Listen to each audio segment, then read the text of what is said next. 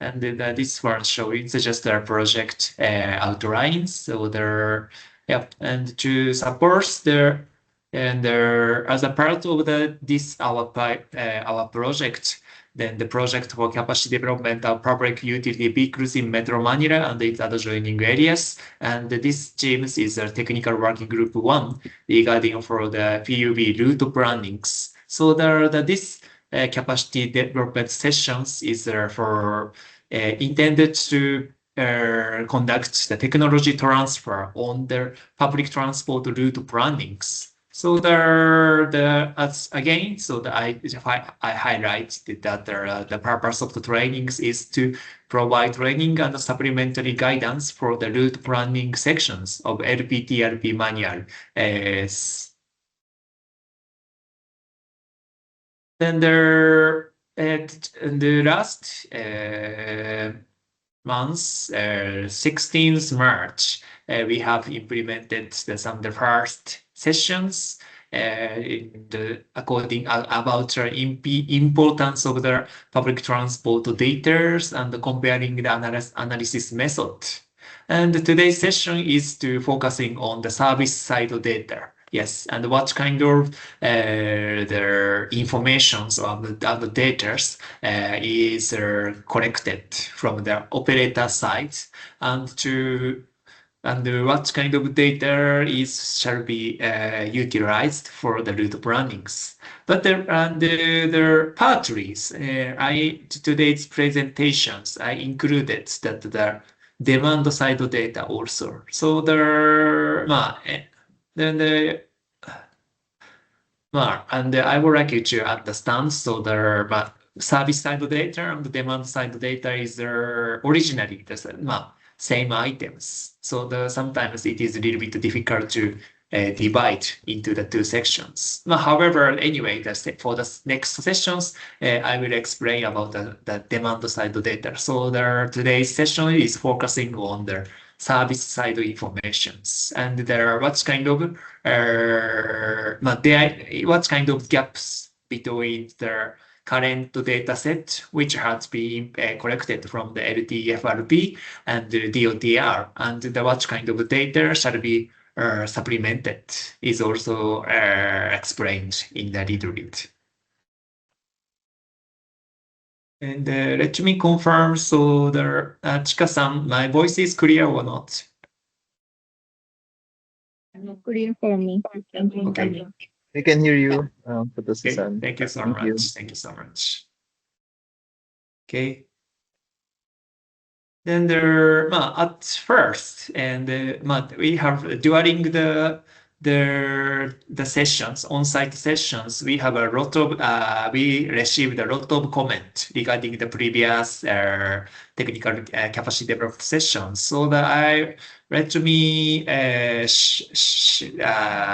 spare the times about the explanation, because it was a little bit difficult to answer and explain, and using some materials is, and so I would like you to allow that in these times I will share then the information regarding the comments and questions which are received in the previous session. Yes, and the first one, and from DOTr, Mr. Remer Jimenez, and how the people are encouraged to use public transport in the context of Japan. Yes, so when the peoples are being the private vehicle owners, including the motorcycles and the cars, and they are very difficult to go back to use the public transport. This is just a common, internationally common phenomenon, and Japanese and the other countries are also facing the similar issues. And the one of their ideas to change the people's dependence on private vehicles, and initiatives called mobility management is recently proposed and gradually utilized for the practical fields. Yes, and this mobility management is focusing on the communication. Yeah, between with their citizens, including their workers and the school and the residents and especially the area along the public transport corridors. Then they no, there's some measures to promote the use of public transport. Then I don't explain about the every measures one by one. However, their methodologies for utilizing, focusing on the communication with the peoples are deeply recently focused. And the typical method is the travel feedback programs, which are citizens, there's some diaries called the travel feedback program notes distributed, and they are recording then their daily traffic behavior. And their government or municipality sites communicate this travel behaviors can be replaced with the public transport or not.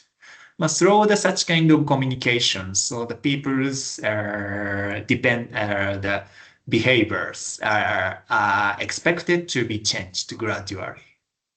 Then in the recently, 3 years before, 4 years before, then the JICA issued the JICA Mobility Management Handbook. Unfortunately, this is not by ALMEC, but Oriental Consult OCG. However, this research for review about the JICA mobility management method in the context of the emerging countries, including the Philippines.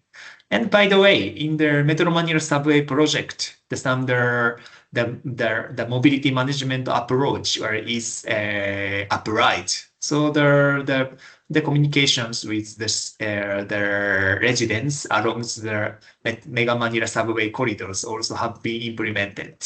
Then the result and the lessons also can be the material for your purpose to promote their peoples to use the public transport.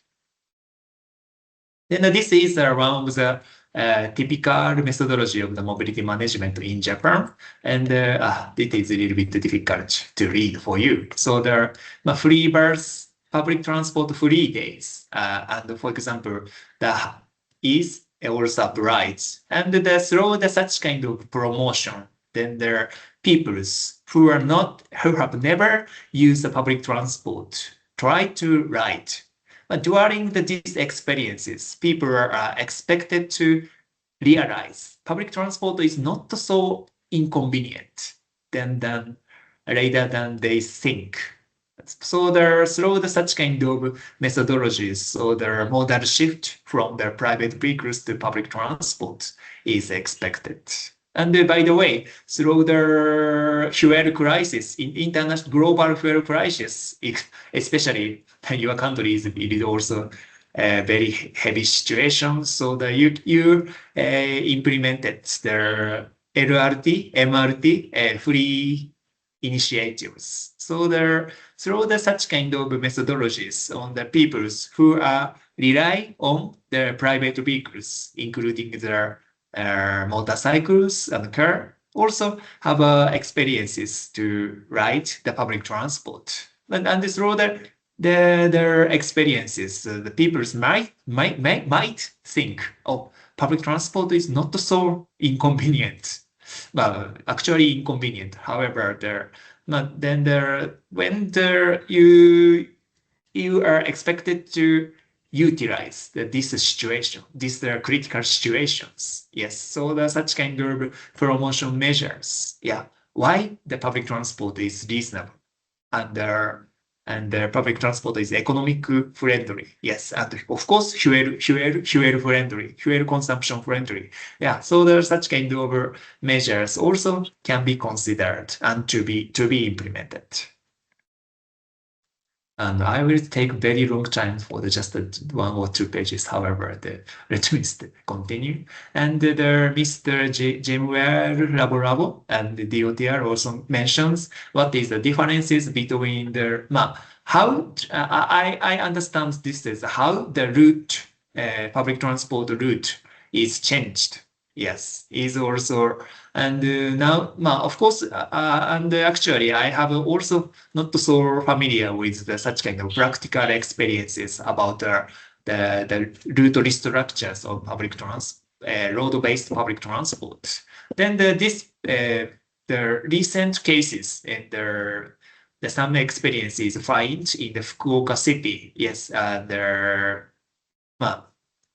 near the Kumamoto cities, where some of you will visit in the study sessions. And these in 2023, yes, and one subway line called as the Subway Nanakuma line is extended to these sections and to connect with the existing CBD Hakata cities of Fukuoka.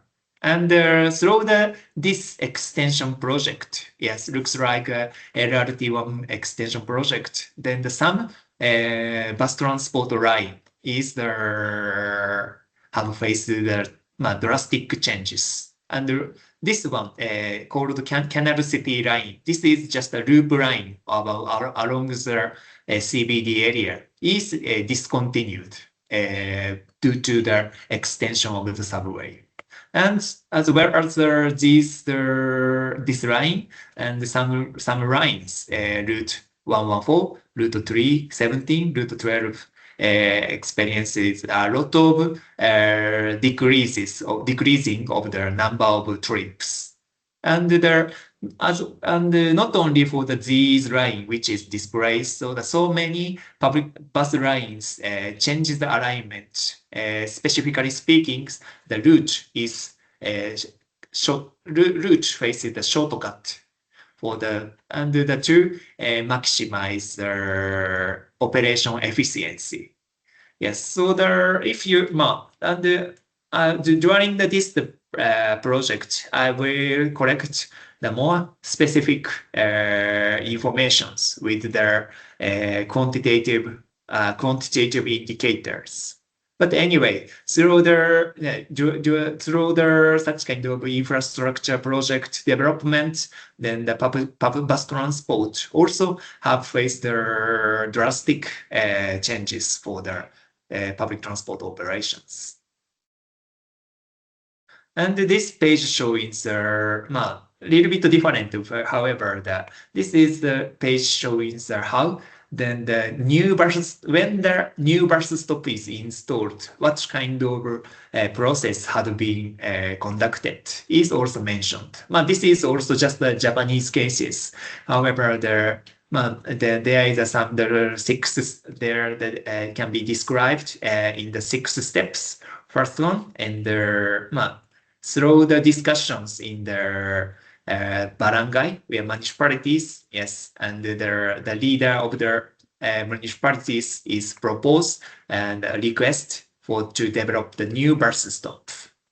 And second one, and the person in charge of the municipality and the public transport operators and the road administrators and the traffic police discuss. And then they will visit the site and according to the on-site inspections, yes, and some technical issues, technical challenges also will be finded out.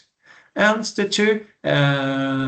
of course, there is some people's along the bus stops, proposed bus stops, also have some concern. Yes, so for example, that they worry about the noise and the people sheltering from rain in their house.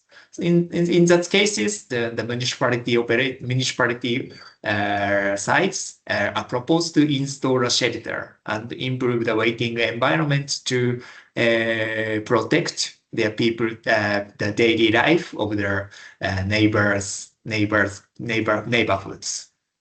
Then through that they getting the approval from the community sides, yes, and they will officially submit then their installations of the public bus stops. And after that, then even after the installations, then the municipality side will monitor, yes, and the conditions of the bus stops. And through this and such kind of process is required even to install the bus stops. Of course, then through the change of the route alignment, yes, on the new bus stop or demolition of bus stop also will be risen as an issue. So this process also will be important for the as a part of the manuals for public transport route planning. And the second one, yeah, and from many operators to check. Yes, and this is these questions is regarding the public transport consolidations of the bus transport operators in Japan. Yes, and 100 years before. Yes, and now I collected some material about their Land Transport Adjustment Act as of the 1930s. Yes, and this page showing about just the outline, basic policy for the consolidation of the bus transport operators. Yeah, so such kind of criteria is specified. So then the operational directions is also specified, and and the second one. Then through and some meeting minutes also founded, and their instruction by Mr. Eisaku Sato, yeah, and their very former prime minister also have some also mentioned about why the bus industry shall be modernized. Yes, so there are such kind of issues also shared as the references for for learning, yeah. So that you the Japanese history and to utilize for your discussions for policy discussions for the public transport modernization.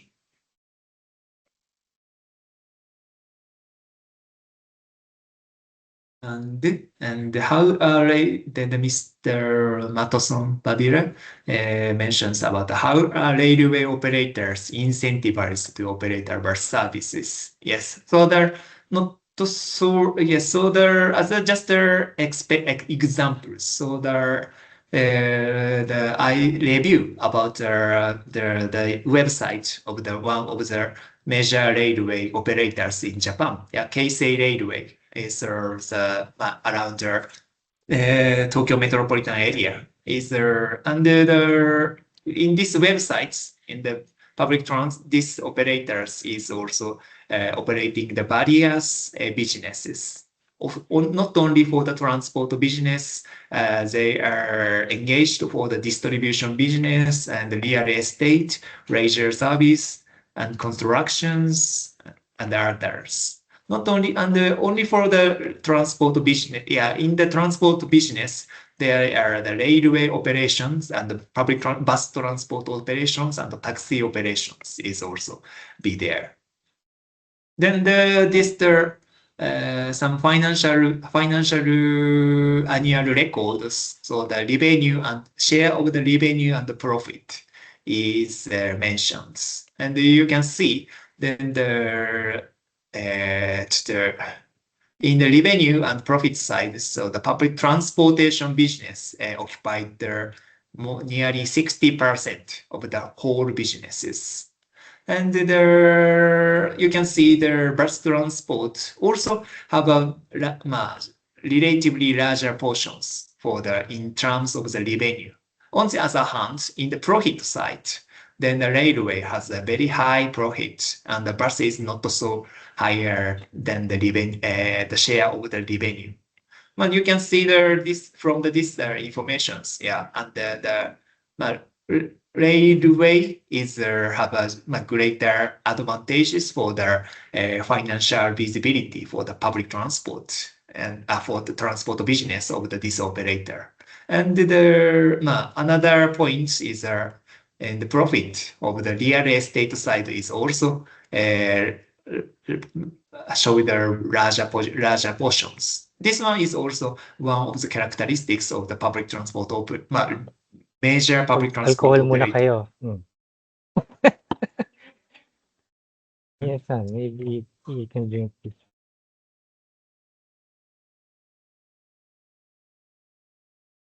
Okay.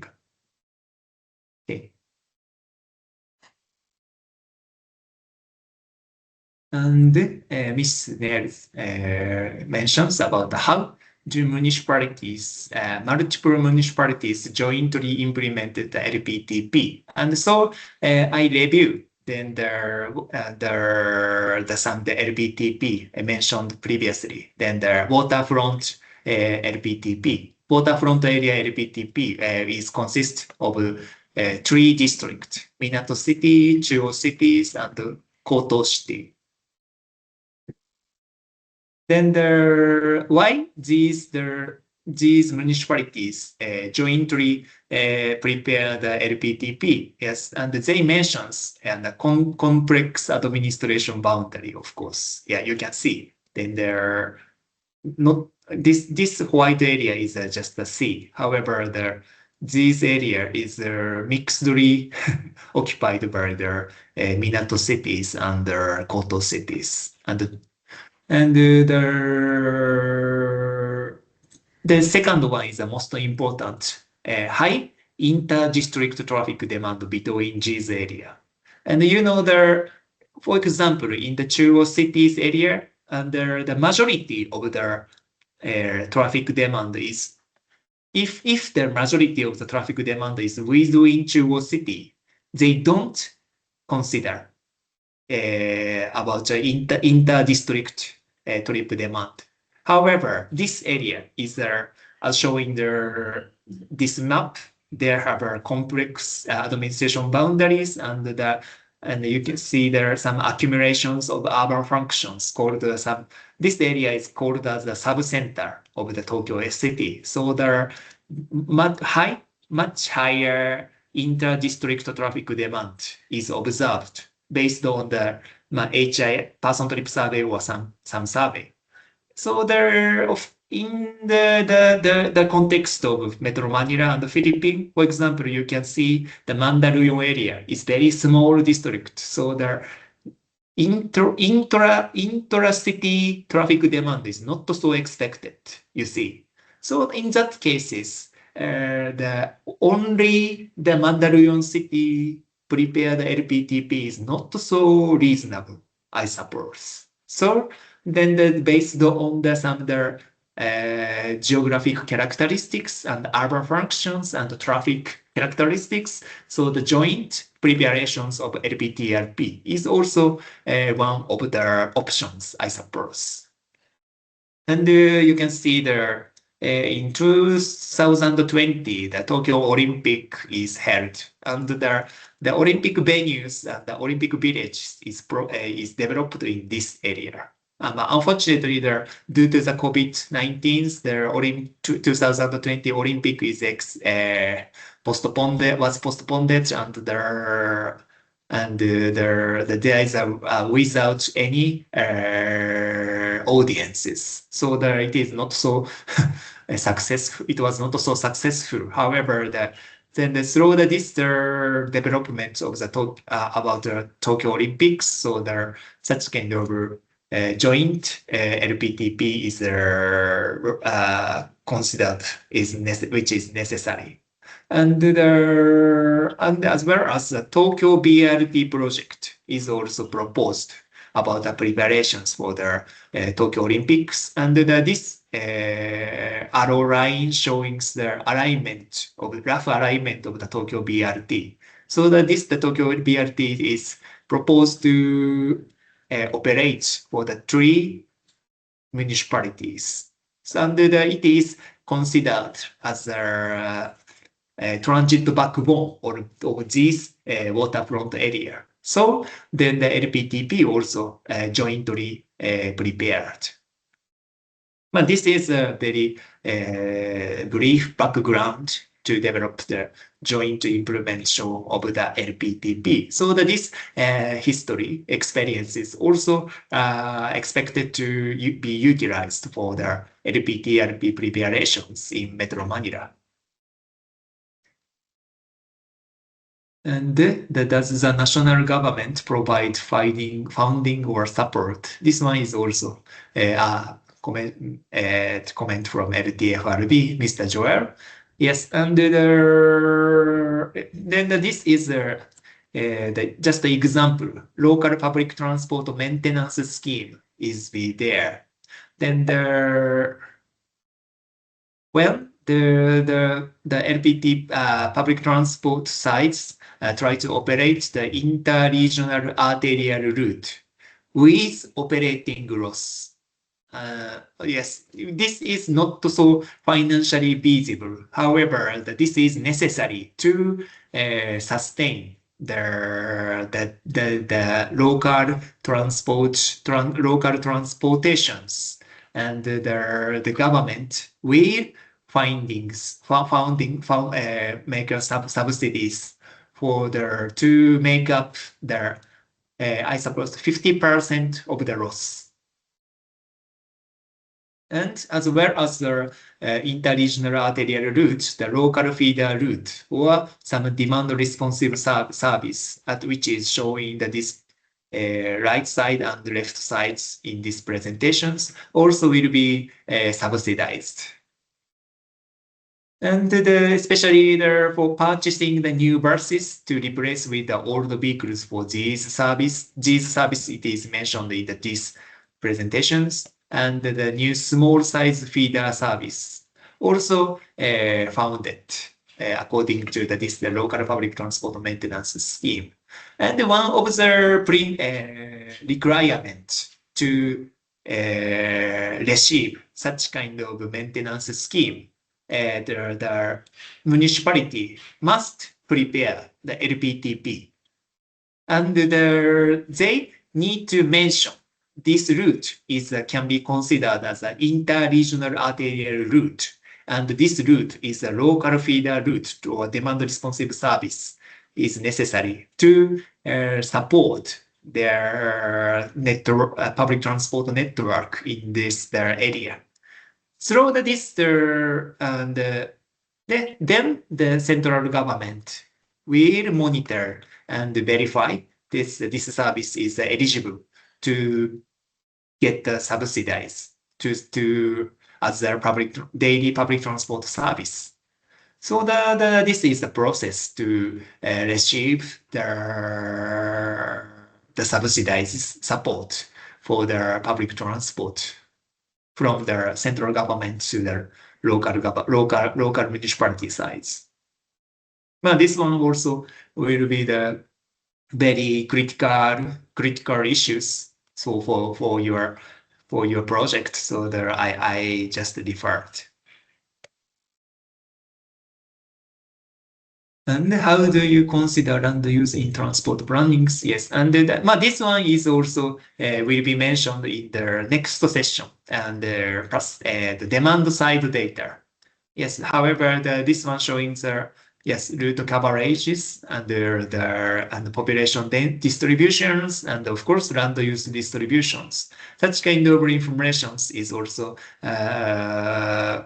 but not even if you don't have any demand side or supply side information, demand side informations called as including the ridership record or passenger transport demand or passenger demand.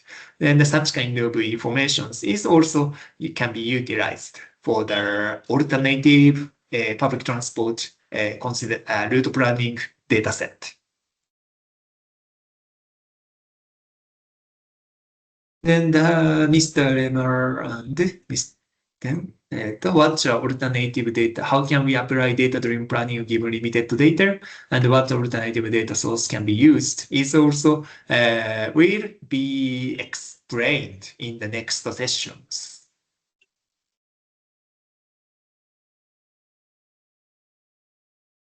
Okay, then that's all for the section 1. Yeah, and recap of the roots the previous sessions.